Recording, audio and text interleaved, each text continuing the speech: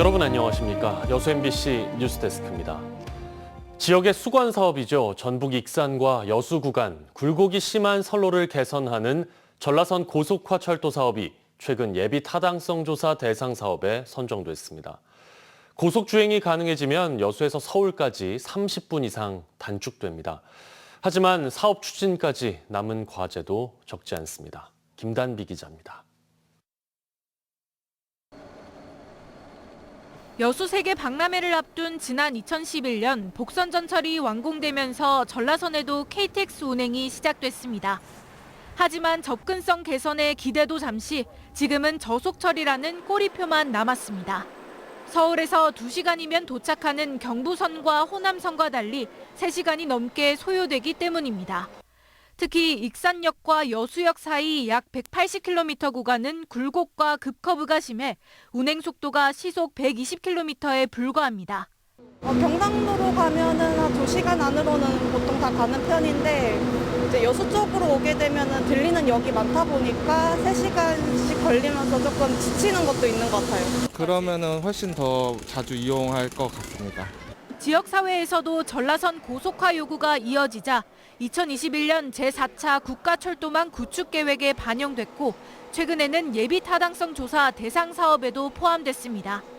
내년 10월 예타가 통과되면 실시 설계 등 후속 절차를 거쳐 사업이 본격 추진되게 됩니다. 고속주행이 가능하도록 선로가 개선되면 여수와 서울을 2시간 30분 이내로 연결할 수 있습니다. 하지만 국가 균형 발전의 시각이 아닌 경제성 논리를 앞세워 평가할 경우 예타를 넘지 못할 수도 있습니다. 또 통과한다고 해도 수조 원에 이르는 국비를 확보해야 합니다. 전라남도는 2034년 개통을 목표로 행정력을 집중하겠다는 계획입니다.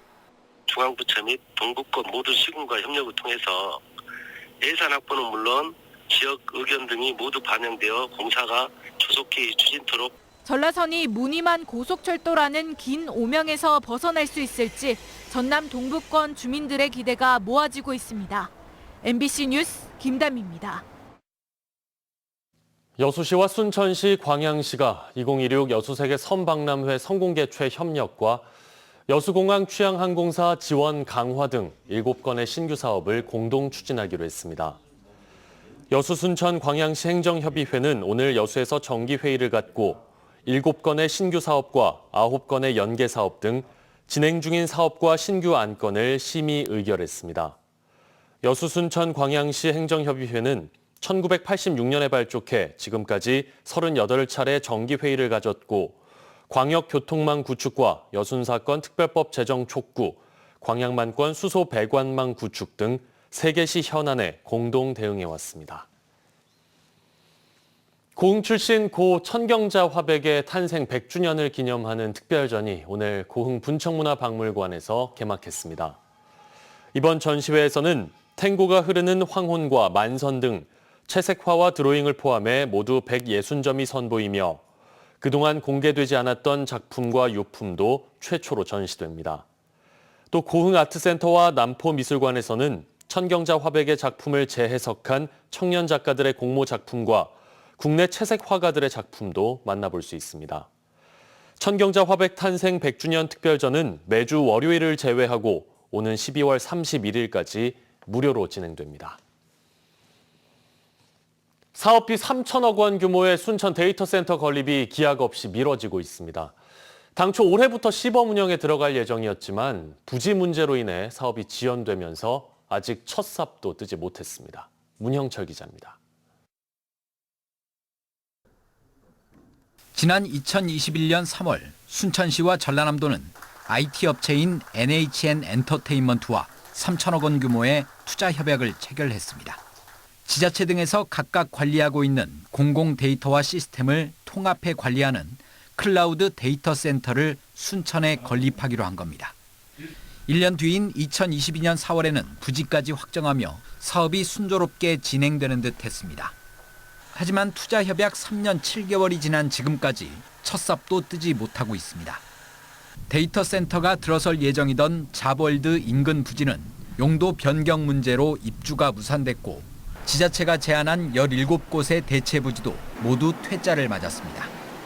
접근성이라든지 또 정주 여건이라든지 투자 가치라든지 이제 그런 부분들이 다 좀 적정하지는 않는 걸로 나와서 이후 순천시는 또 다른 대체 부지로 지난 2017년부터 조성하고 있는 도시첨단 산업단지를 제안했습니다.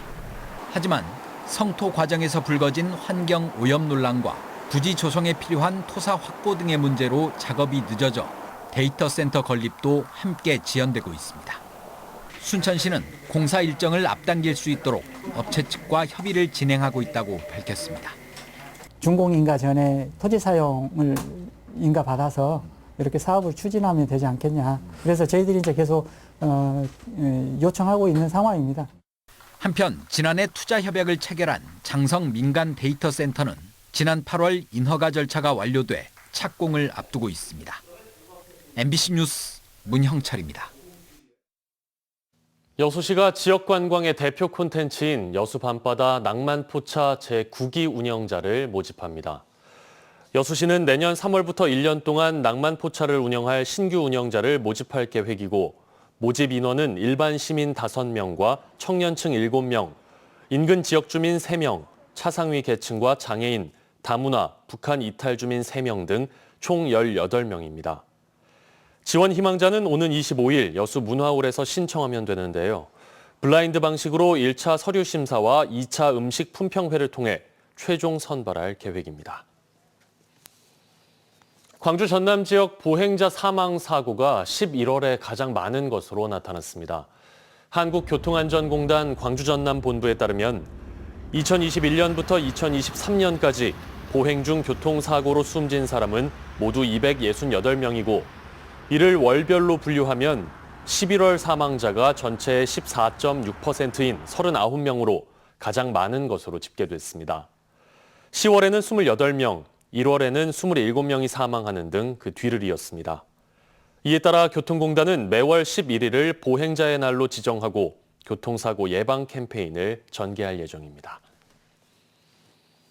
여수 선사유적공원에 조성된 도시농업공간이 도심 속 쉼터로 각광받고 있습니다. 여수시가 지난 2020년부터 도시농업 프로그램의 하나로 추진했는데요. 시민들이 직접 참여해 만든 공간이어서 그 의미를 더하고 있습니다. 최우식 기자가 보도합니다. 여수시 화장동 선사유적공원 내 5,000제곱미터 면적의 도시농업공간. 코스모스와 구절초, 유채, 메밀, 버들마편초, 보리 등 계절별 경관작물과 농작물이 재배되고 있습니다. 여수시 농업기술센터가 지난 2020년부터 도시농업 시범사업으로 도시와 농촌이 공존하고 도시민들이 농업을 체험할 수 있는 공간을 조성한 겁니다. 특히 이곳은 도시농업연구회와 농업인 학습단체 등 시민 중심의 원예활동 전문가들이 직접 참여해서 만들었습니다. 그분들이 여기에서 직접 그 배웠던 것을 실습을 하고 농작물을 심어보고 수확도 해보고 이런 체험을 하고 있고요. 또 농업인 학습단체라고 있습니다. 그분들도 같이 도시농업 공간의 관리에는 연간 4천여만 원의 시비가 투입되고 있습니다. 사계절 꽃이 피는 경관단지가 조성되면서 어린이집 아이들과 인근 주민 등 이곳 도시농업 공간을 찾는 발길은 계속해서 꾸준히 늘고 있습니다.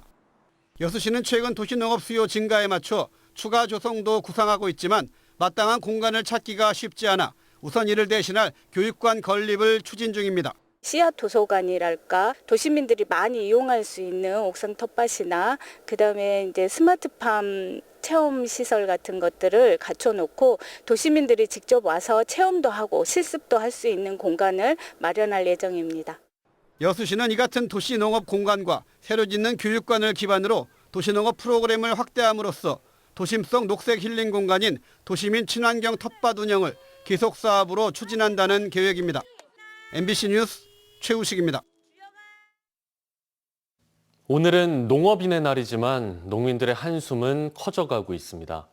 쌀값은 계속 폭락하고 잦은 비와 폭염 등 이상기후에 농작물마저 제대로 자라지 않기 때문인데요. 농민들은 대책 마련을 요구하며 천막농성에 들어갔습니다. 김규희 기자입니다. 3,300제곱미터 농경지가 황량합니다. 한창 밭을 갈고 양파 모종을 심는 시기지만 트랙터는 멈춰 있습니다. 가을까지 이어진 역대급 폭우에 땅이 젖어 농사를 시작도 못한 겁니다. 잘하는데 많은 문제점이 있겠죠. 뭐 병에 더 취약할 수도 있고요. 다음 주까지 한번 기다려보고 안 되면 이 땅은 좀 포기하고 좀 정리를 해야 되지 않는가. 원활한 배수를 위해 물길까지 만들었지만 소용없었습니다. 잦은 가을비에 물이 아직도 고여 있습니다. 지난 9월 씨를 뿌린 인근 밭에서도 25도를 넘는 가을 날씨에 양파가 싹을 틔우지 못하고 있습니다. 실제로 올해 9월 평균 기온은 26.4도로 관측 이래 가장 높았고 지난달 비가 온 날도 역대 가장 많았습니다. 올해는 특히 벼멸구 피해까지 확산하면서 쌀 수확량이 20%가량 감소하기도 했습니다. 견디다 못한 농민들이 농업인의 날 천막을 치고 농성에 나선 이유입니다. 일상화된 기후재해에 대응하기 위해 전남도에 기후재난 지원금을 마련하고 농어민 수당도 인상하라고 요구했습니다. 농민의 노력이 부족해서가 아니라 기후재난으로 인해서 발생된 문제이기 때문에 기후재난 지원금을 지급해야 된다.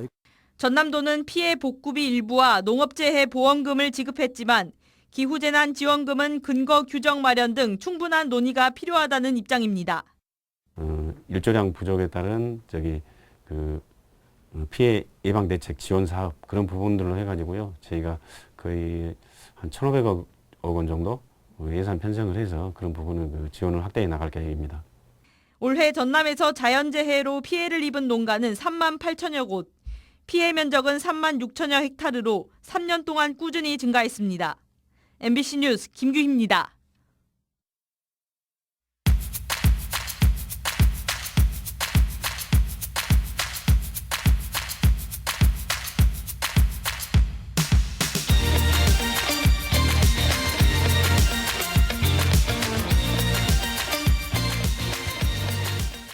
네, 2025학년도 수능이 이제 사흘 앞으로 다가왔습니다. 수험생들은 저마다 긴장 속에 마무리 정리에 한창일 텐데요. 긴장감을 이기고 최상의 실력을 발휘하기 위해서는 수능 당일까지 몸과 마음을 최고의 상태로 유지하는 게 무엇보다 중요합니다. 이재원 기자입니다. 수능 시험을 앞두고 있는 한 고등학교 3학년 교실. 평소 정리해뒀던 오답 노트를 꺼내보거나 EBS 교재와 연계된 문제를 꼼꼼히 살피는 등 학생들이 마무리 정리에 한창입니다. 하지만 무엇보다 중요한 것은 수능 당일까지 몸과 마음을 최상의 상태로 유지하는 것. 적응을 돕기 위해 학교에서는 지난주부터 일과표를 수능 시험 시간표에 맞춰 운영하고 있습니다. 수험생도 잠을 조금씩 늘려나가거나 생리 현상 조절에 나서는 등 나름대로의 노하우를 적용하고 있습니다. 잠을 잘 자고 있습니다. 다른 건 아니에요. 평소보다는 잠자는 시간이 좀 더 늘려가지고. 저한테 중요한 게 이제 아침에 깨어있는 거랑 이 생리 현상을 조절하는 거라서 이제 생리 현상은 이제 지금부터 이제 먹을 거 좀 줄여가면서 조절하고 있고. 다행히 올해 수능 한파는 없을 것으로 예상돼 호흡기 질환에 대한 부담은 덜겠지만 10도 이상 벌어지는 큰 일교차는 여전히 건강관리의 변수로 남아 있습니다.